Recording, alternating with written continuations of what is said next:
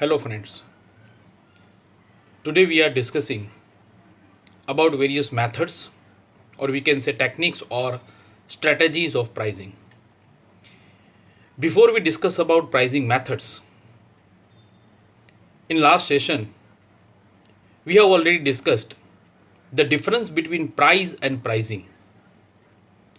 Price we know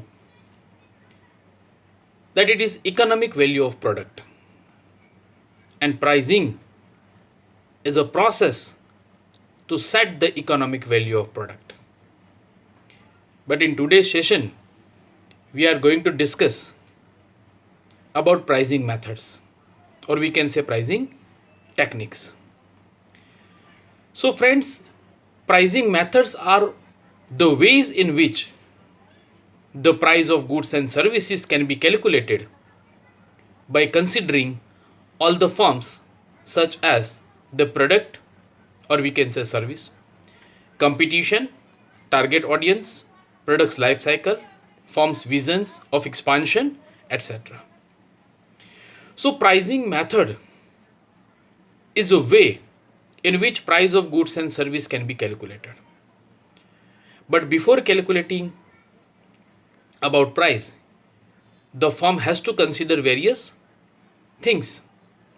It is the nature of product or service, the level of competition, company's position in the market, about target customers or we can say target audience, product life cycle, whether product is in a introduction stage, whether product is in a growth stage, maturity stage, or we can say product is in a declining stage. So all these factors company has to consider. But today we are discussing about different methods, different strategies through which price can be set. So let's discuss that methods. Number 1, full cost plus pricing. Full cost plus pricing is a price setting method under which you can add together the direct material cost, direct labor cost, selling and administrative cost, and overheads cost for a product and add to it a markup which is known as profit margin in order to derive the price of the product. The equation is already mentioned in this presentation that the pricing formula, right, of full cost plus pricing, that is total production cost plus selling and administration cost and plus markup. Markup means we have already discussed it is profit margin. We'll discuss this equation, right, with an example in our next slide, divided by number of units expected to sell. This method is most commonly used in situation where product and services are provided based on the specific requirement for the customer, so that there is reduced competitive pressure and no standardized product being provided. It depends what customers is requiring, what is customers requirement, what is customer expecting from the organization. According to company can set the price. Now we'll discuss this method with an example. For example, ABC International expect to incur the following cost in its business in the upcoming year. Means ABC company is expecting these are the costs. Total production cost 25 lakhs. Total sales and administration cost 10 lakhs. The company wants to earn profit of 1 lakh during that time. Also, ABC expects to sell 2 lakh units of its product. Now we have already discussed in equation. If we rewind that, total production cost, selling and administration cost, plus about margin we'll discuss, right? And company is expecting, here in our example, company is expecting to sell 2 lakhs units. Now when ABC calculate the price according to full cost pricing, it is like that. Total production cost 25 lakhs plus total sales and other administration related cost 10 lakhs plus 1 lakh rupee, that is markup, and divided by 2 lakh units. So company will plan to sell this particular product at 18 rupees of price. Now the next method is rate of return pricing. Rate of return pricing is method by which a company fixes the price of product in such a way that it ultimately helps the organization in achieving ultimate goal or return on the capital employed.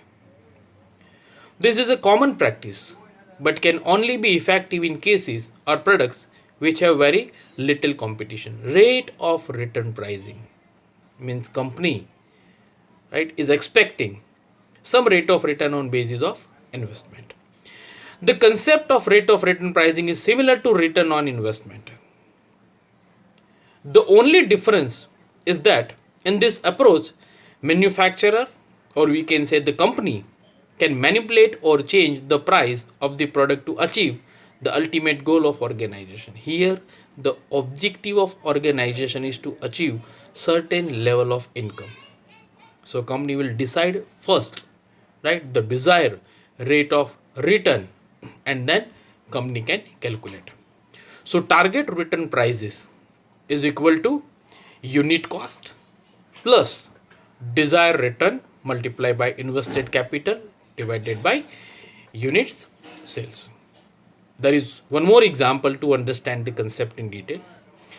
The rate of return pricing helps the company in achieving a certain level of profit which is required to keep the liquidity intact. The price is set in such a way that the ultimate goal of achieving corporate profit objectives is met if sales continues to run at a given rate. When company is expecting, here once you have desire to generate return, you must expect, right, at least some specific units to be sold in market. Then and then organization can expect this kind of return. Now in our example, again, company ABC has an objective of achieving a required rate of return of 20% on goods. So it is a required rate of return. Company is expecting to generate 20% return on sales.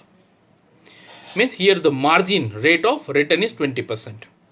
The company manufactures pencil and have already invested 10 lakh rupees in business. So 10 lakhs rupees have been already invested. The cost of each pencil is 16 rupees.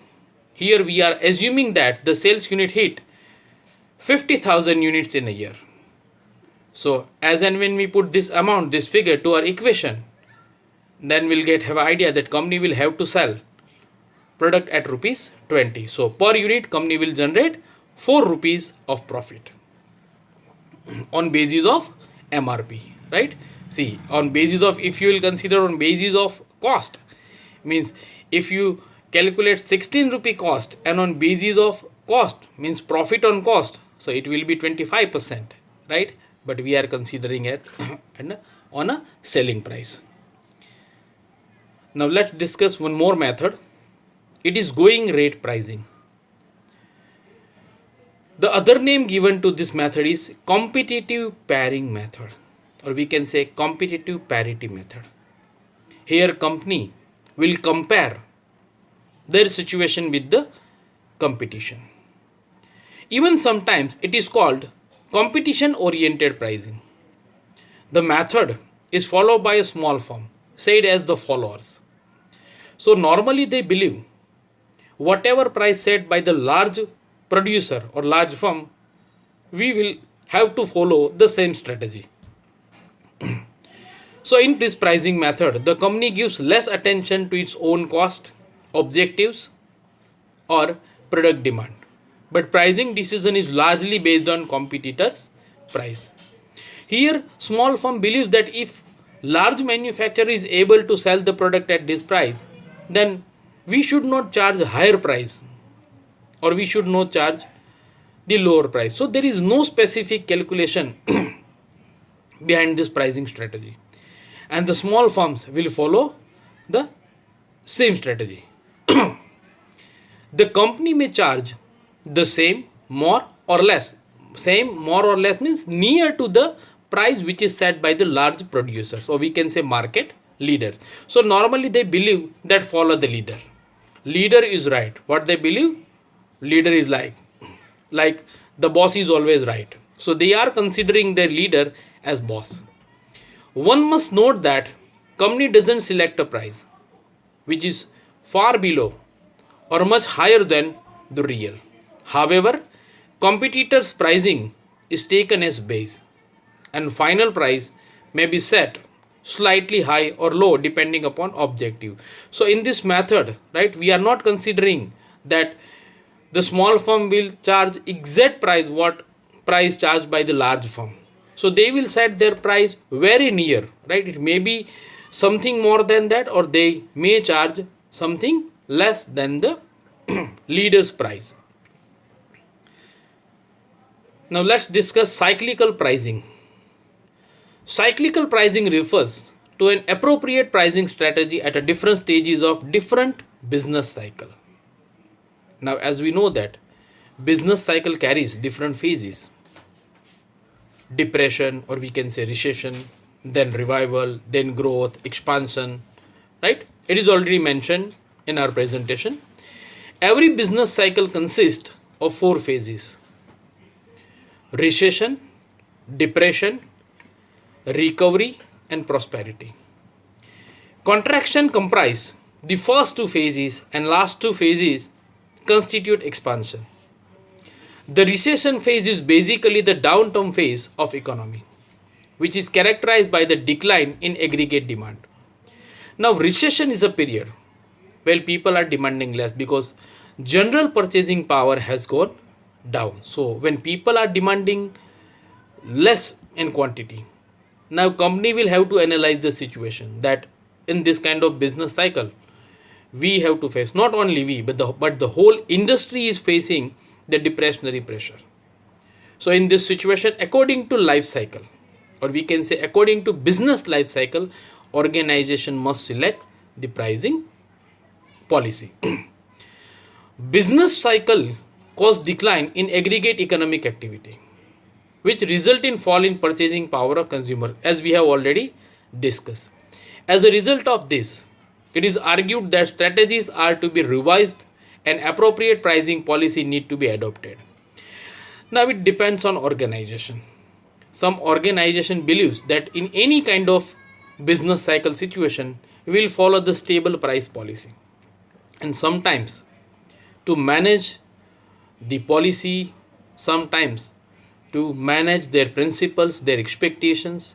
So in phase like depression, some organization even ready to generate loss also, but they don't compromise in their pricing policy. But it depends on objectives, philosophies, and mentality of organization as well as entrepreneur. The next method of pricing is multiple product pricing. Now, by having this slide, I think many of you have cleared the concept multiple product pricing. When organization is in a many products, here we have taken example of Pepsi. So PepsiCo Limited is also producing Lay's, Mountain Dew, right? Doritos, 7-Up, Mirinda. These all are brands of PepsiCo Limited. Generally, organization produces more than one product in their line of production. Even a single product of an organization can differ in style and size. For example, a refrigerator manufacturing organization produces different refrigerator in their color, size, and features. If we take example of Whirlpool, or we can say Samsung refrigerator, so they are producing refrigerator with different capacity, with different color, size, right, and different features. Similarly, one more example is already given. Like in automobile organization manufacturer vehicles in different color, size, mileage, and they are even offering different model, we can say. The pricing in this case of multiple product is called multiple product pricing, according to product, according to demand for a particular product, according to the expectation of organization from the product.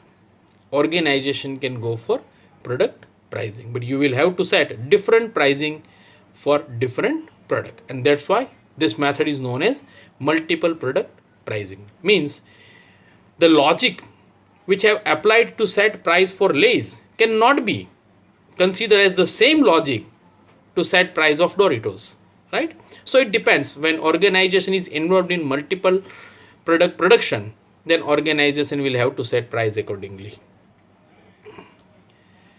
And the last method of our presentation is product line pricing. The need for multiple products can be best be described and compared the product range of company with a family in which all children are not born with the same facility and aptitude. Here we have take an example of dairy milk. So Cadbury is offering dairy milk in different varieties. We can say dairy milk silk fruit and nut, dairy milk silk bubbly. So all these varieties having different features and attributes. In the range of products offered, a company profit intensive products help less profit intensive product to survive and yet enable the company to earn a reasonable return on its total investment consistent with the risk involved. Once company feel or once company analyzed that our one product is selling fast in market and more consumers are accepting our product, so that product will consider as big brother, or we can say strong brother, an organization. But there are some other products which are very difficult for organization to sell, so these are taken as weak sisters. So company here balanced, right, by generating more profit from the popular product, and they manage to survive.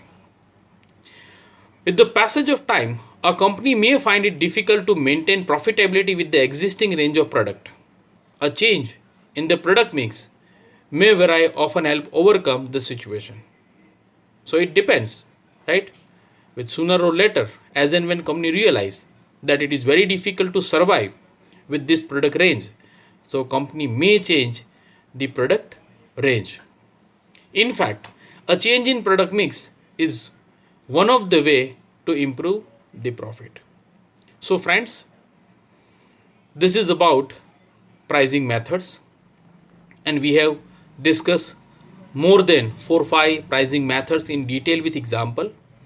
So I hope now it is clear for you what is price, what is pricing, what are pricing methods.